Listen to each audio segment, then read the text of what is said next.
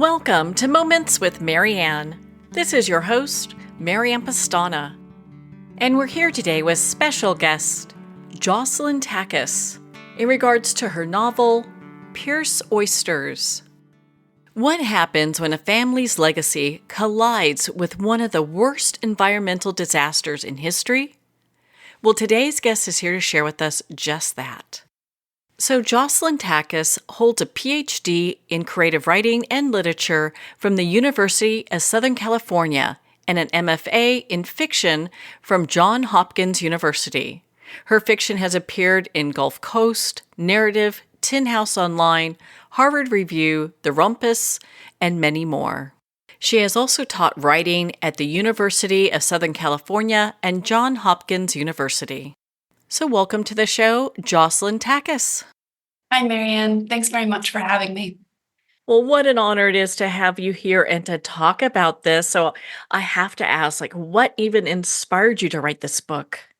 Well, my history with the subject goes back to 2010. I was living in New Orleans after college and waiting tables, figuring out my next move when an explosion off the coast of Louisiana happened on an oil rig, and it precipitated the largest oil spill in U.S. history. And that was the BP oil spill. And I read an interview at the time with an oyster farmer that summer as the oyster farm was closing down. And it was fascinating to me because I knew nothing about oyster farming at the time. The oyster farmers shared that the threat of the oil spill wasn't just, the loss of one crop or one season, but it was actually the loss of several years of income, because on an oyster reef, you have multiple generations of oysters living. It takes 2, sometimes 3 years for an oyster to reach market size. So it was, not only a financial threat, but sort of a existential threat, as it was for folks living across the coast, the Gulf Coast.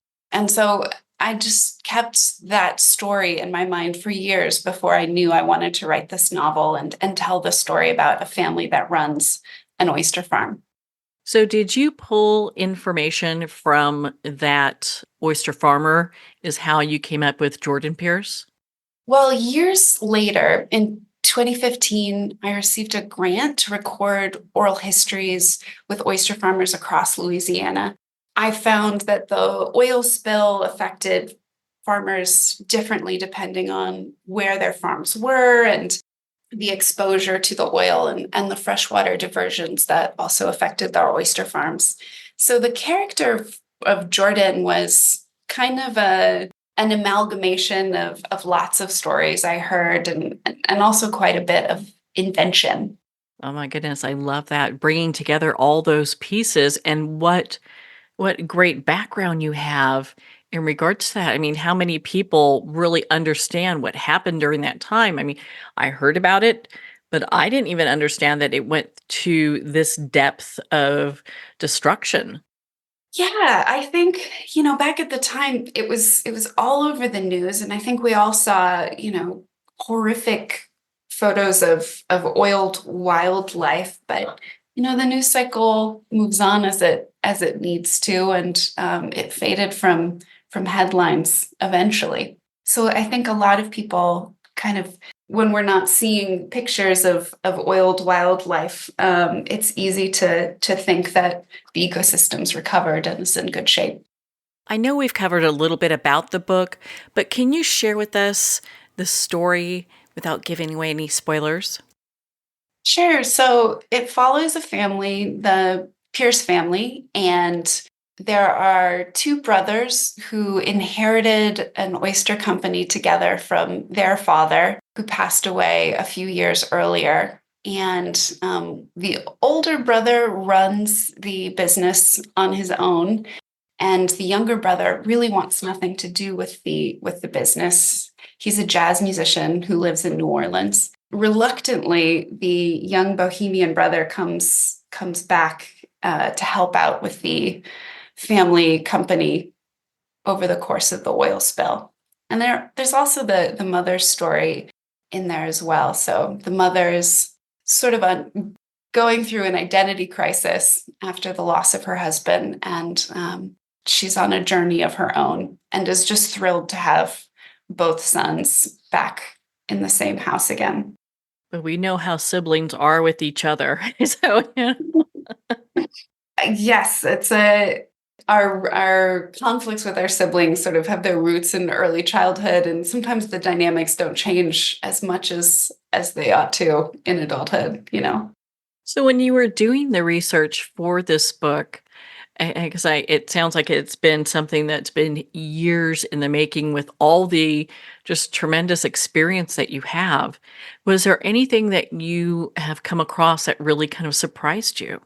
Oh, so much. I didn't know anything about oyster farming when I started this project, and so I learned quite a bit about the mechanics of oyster farming and that oysters are a keystone species, which means they are an indicator of the health of the overall ecosystem. So after the oil spill, when there was a collapse of the oyster industry, it was a stark indication of the health of that ecosystem. So that was just so interesting. But there's also sort of the minutia of like how oysters reproduce that became interesting to me. And my advisor, I was writing this while I was in a PhD program, she was reading these passages that went into far too much detail about like oyster reproduction. And she said, this is terribly boring. Just we need to focus on the family.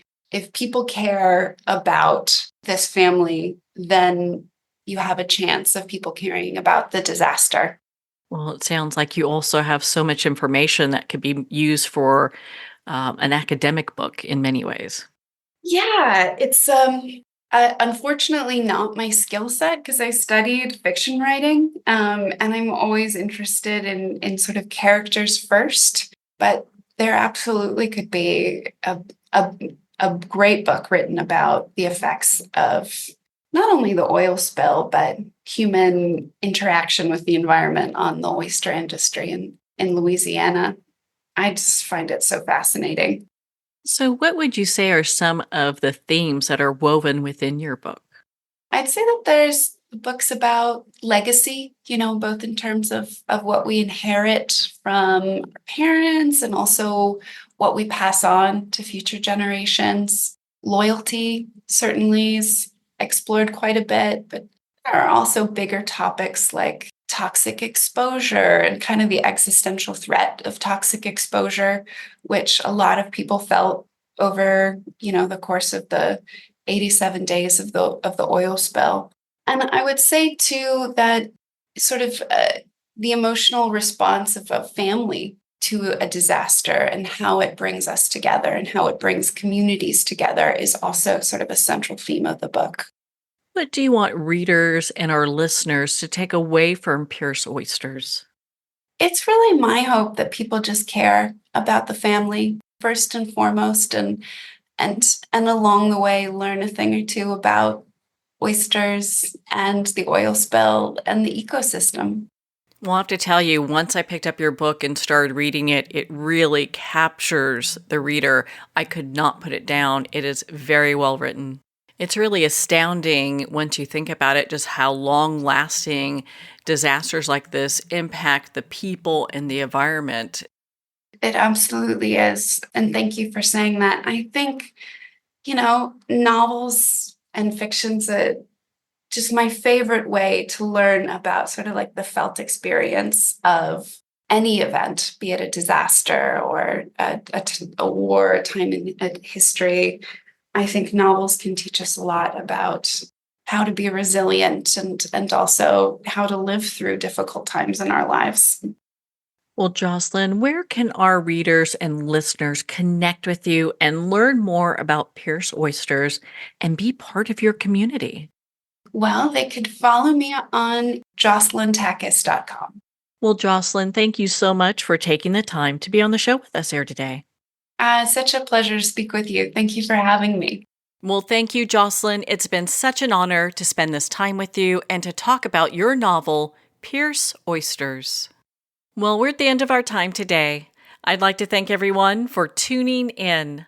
You've been listening to Moments with Mary Ann, where we make every moment count.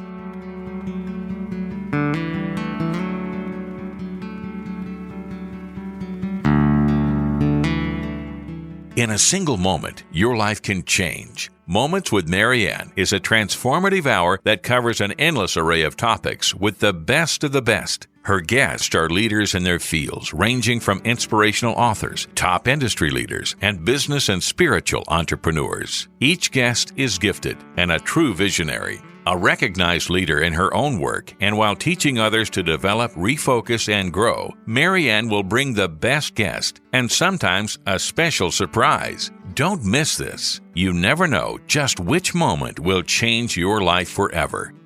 Make sure to tune in and visit momentswithmaryann.com for more information.